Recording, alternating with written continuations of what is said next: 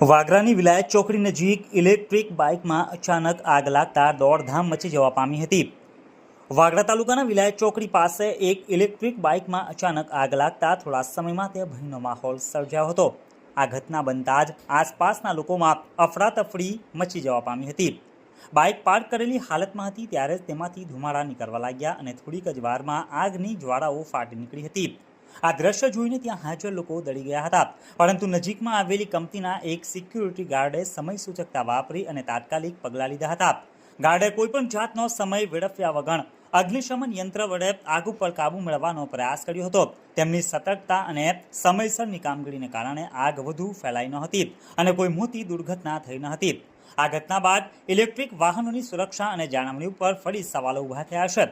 Security ગાર્ડની બહાદુરી અને સમયસરની કાર્યવાહીને કારણે કોઈ જાનહાનિ થઈ ન હતી, જેની સ્થાનિક લોકો દ્વારા ખૂબ પ્રશંસા થઈ રહી છે।